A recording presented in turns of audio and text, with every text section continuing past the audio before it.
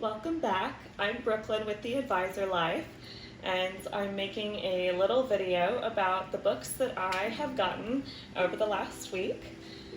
We started with a trip to Breckenridge, Colorado with my family for Christmas, and one of my favorite things to do is to collect books from the different places that we visit, kind of as a souvenir. So on our drive from Tulsa to Breckenridge, there is a stop in Denver, and we stopped at the Denver Biscuit Company. If you ever get a chance to go, it's amazing. And they have several locations, but one of the locations we got to go to had kind of like a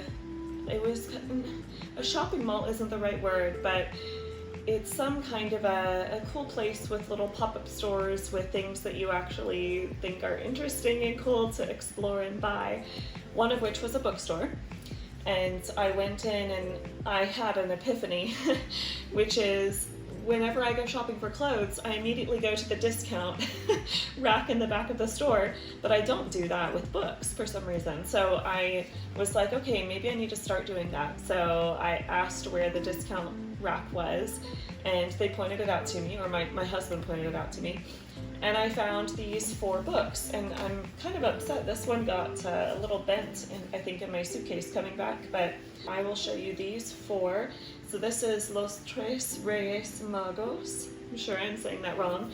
It's a dual language book between Spanish and English, following the 3 kings, and so it'll say pink camels, and then they'll say that in Spanish, and all of the different things like stars and sheep and just the things around Christmas, and yellow blanket being baby Jesus. So that was cool. And then, and this is all for my international library, so I collect a lot of books in English because there are so many books that I love. But the goal is to collect all those same books in other languages. So whenever I can find a dual language book, I go for that one, obviously. So this is called Yukochan and the Daruma doll. And Daruma dolls, they look a little bit scary. So like this is just the inside cover, and this is the making of the Daruma doll. And it's a doll that you push over and it pops back up. Kind of like a punching bag if you were to learn or watch, I guess, Kung Fu Panda. If you watch Kung Fu Panda, what he trains on is a punching bag that always pops back up. And that's what the Daruma doll is, just not for punching. It's like a smaller, kind of like a toy. And I kind of think it looks a little bit scary, but I didn't know the history behind it. So when I got this story and I read that, that was a really cool experience. And then I saw this one, Stormy, a story about finding a forever home, about a dog who becomes friends with this lady, and she comes to find him during a storm, and she ends up adopting him. So he's like a rescue dog, but it made me cry when I was reading it. It was really good. And then this one, Dreams of Freedom, is a bunch of different quotes of famous people about freedom and how, like all the different kinds of freedom, like freedom of speech, freedom of expression, freedom to pursue happiness, freedom to learn, and all the different freedoms that we enjoy, and how important it is for people around the world to enjoy these things. So every quote was given to a different illustrator to design a picture that goes with that specific quote. So not only is it all of the different important aspects of freedom, but it's a huge expression of art as well, which I found really special. Okay, then we arrived in Breckenridge, and they had one bookstore, and my husband found it and let me spend like 5 minutes in there, and I found this, which I remember seeing this as an audio cassette tape, if you believe it or not. And my grandma used to go shopping at a used bookstore where they sell audio cassette tapes, and she had purchased this Elegance by Kathleen Tesaro, and she had given it to me, and I've actually never listened to it. I don't even have a cassette player anymore. So it's been something that I've always wanted to read but never been able to do it. And I opened the cover, I saw it, and I was like, oh, I know what this is. And then I opened the cover and I read it, and it went from being like a memory to being, oh, this actually sounds like a pretty interesting story. Maybe a little bit of a romantic comedy. maybe some fashion and stuff like that. So I'm looking forward to reading that.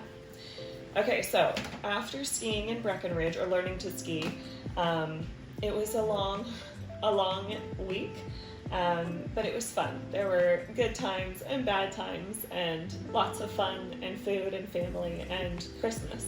We spent Christmas on the road driving back, and we get back and it's like midnight, and we walk in the door, and these books have come in the mail, and I ordered these with the money that I got as a bonus. I got to bonus myself from my company a little bit at the end of the year, and I spent a little bit of it on books. And these books are by, if I can pronounce the name right, Satoe Tone, and they're in Italian.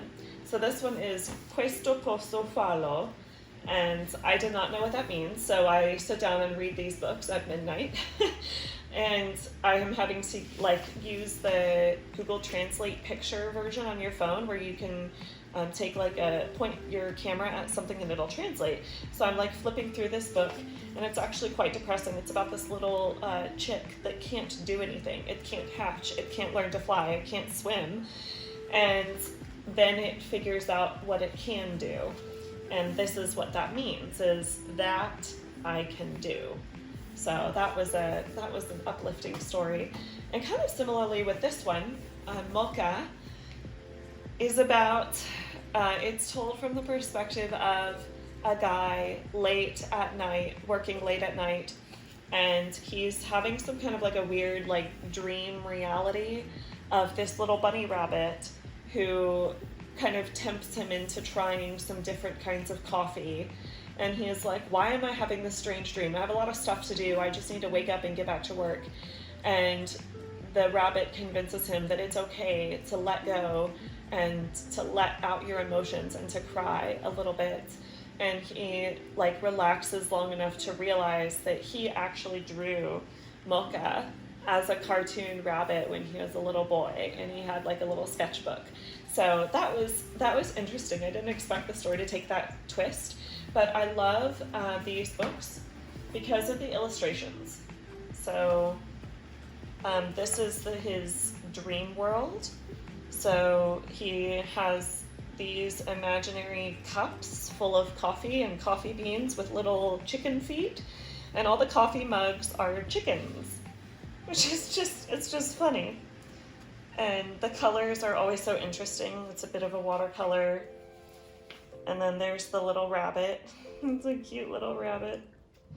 And it's interesting, and I love the pictures. I love the illustrations. That's what drew me to this author. So these books are shipped from international. I think they came from Italy. And I found them on Amazon, but they take a long time to show up. So I ordered them a month ago, and they just now arrived. It's $20 for the book and $20 for shipping. But I feel like it's worth it because I would never find this book at Barnes & Noble, so it's pretty cool. And I think they may be out of print as well, so it's pretty special. Okay, so that was last night that we got in at midnight, and today we celebrated Christmas with Aaron's family in the morning and my family in the evening. So from Aaron's family, for Christmas, we draw names. And Aaron's sister got me, and the spending limit is $50, and she spent more than $50. But some of the things that she gave me were books. I have an Amazon list, and so she ordered from there. And I got this book, Midwives by Chris Bojalian. And I discovered Chris Bojalian by watching The Flight Attendant, which features Peggy from The Big Bang. And that short mini series was amazing. It was so good. And then I went and looked him up, and he has written all of these books, and The Flight Attendant was actually based on a book he wrote called The Flight Attendant. And then I realized he has all these other books, and so I was like, okay, now I have to buy them all. And so I think I have almost all of them now, and I haven't even read, I think I just finished the first one, The Red Lotus. And just like The Flight Attendant, it has this huge plot twist at the end, and it is really fascinating. I highly recommend. So Sarah gave me one of his books. Can't wait to read that. She also gave me the complete Mediterranean cookbook. And I chose this because one, it has a lot of different kinds of Mediterranean recipes with different influences, because the Mediterranean is such like it encompasses a lot of countries and cultures. So it has a lot of those recipes from around the Mediterranean. And then it also has pictures. And they talk about like which balsamic vinegar to use and what kind of preserved artichokes to buy.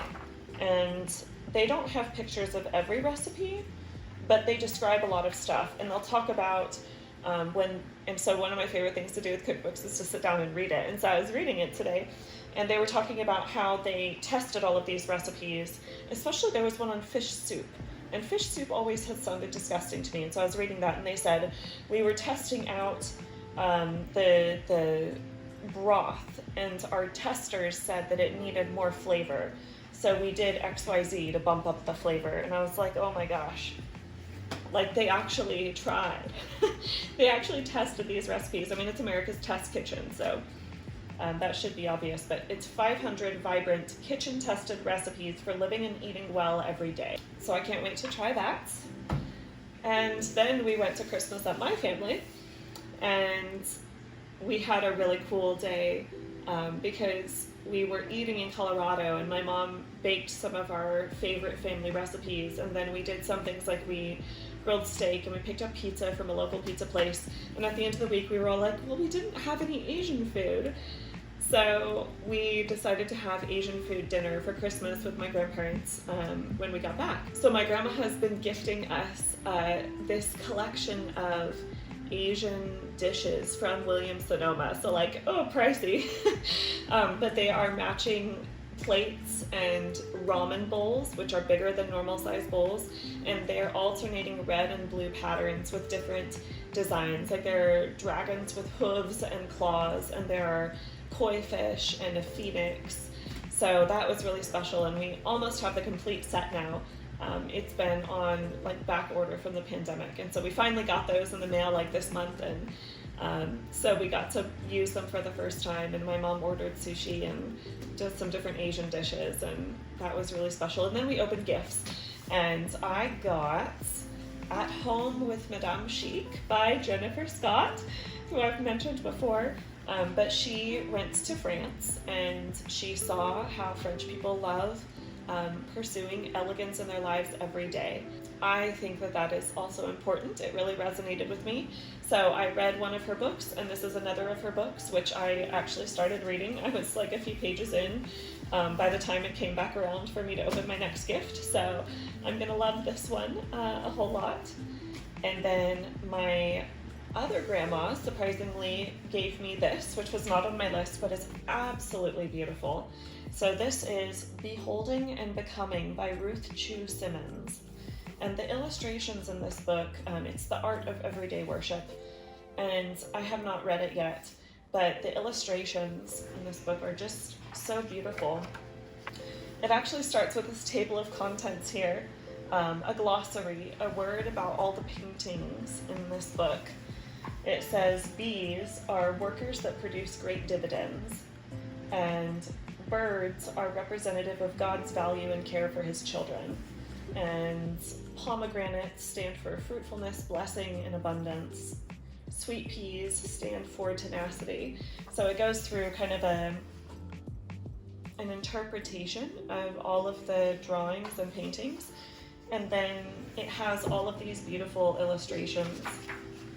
And if you know what these things mean, like these are pomegranates here and birds, and it correlates to the text of what you're studying. And it's so beautiful. Every page is a work of art.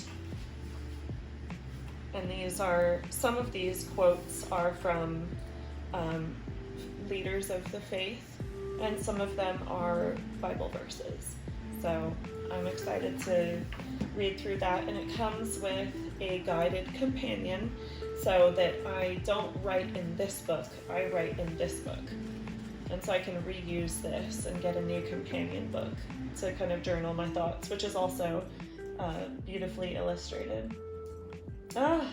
So that was my Christmas week, the books that I have discovered, and I hope you stay tuned for our next video.